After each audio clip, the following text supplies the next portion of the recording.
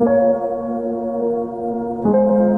mabuting balita ngayon, maririnig natin ang malinaw at matinding paalala ni Jesus. Mag-ingat kayo, maging handa kayo, at idalangin ninyo. Ipinapaalala ni Jesus sa atin na ang buhay na ito ay hindi lamang tungkol sa pang-araw-araw natin na mga gawain. Hindi lamang tungkol sa pagkain, trabaho, gadgets, social media o mga problema. May mas mahalagang realidad ang dapat natin paghandaan. Ang pagdating ng anak ng Diyos. Sinabi ni Jesus, mag-ingat kayo na hindi magumon sa katakawan at paglalasing at mabuhos ang inyong isip sa mga intindihin sa buhay na ito.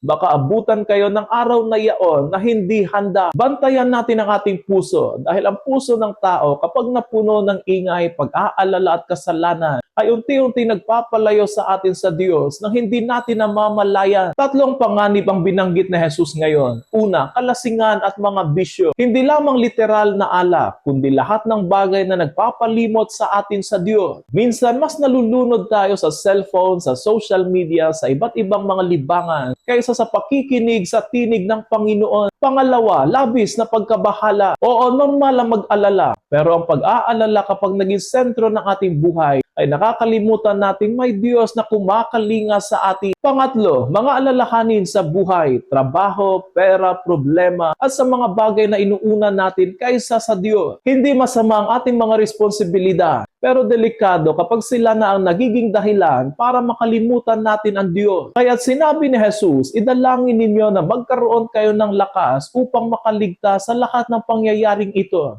at makaharap sa anak ng tao. Hindi ibig sabihin na magdasal na lang tayo buong araw at wala na tayong gagawin. Ang ibig sabihin na isentro natin ang ating buhay sa Diyos. Isama natin siya sa lahat ng ating gagawin, kahit sa ating pag-aaral, pagtatrabaho, pagdedesisyon at sa ating pakikitungo sa kapwa. Kapag ang ating puso ay gising at nakatuon sa Diyos, hindi tayo mabibigla sa pagdating ng Panginoon. Ang taong handa ay hindi natatakot. Ang taong may Diyos ay hindi naguguluhan. Ang pusong mapagmatiyag ay pusong may kapayapaan. Sa ating panahon ngayon, napakaraming mga ingay, napakaraming mga distractions, at napakaraming mga naglalakasang boses na pilit na inaagaw ang ating atensyon. Kaya napakahalaga ang tunay na paghahanda, ang paghahanda ng ating puso. Tandaan natin, ang layunin ng mabuting balita ay hindi para takutin tayo, kundi para magising tayo. Dahil ang taong gising at nagbabantay ay hindi natitinag, hindi natatalo, hindi nabubula. Siya ay nananatiling nakatayo sa harap ng anak ng tao. Hilingin natin sa Panginoon ngayon ng isang pusong gising, isang pusong handa,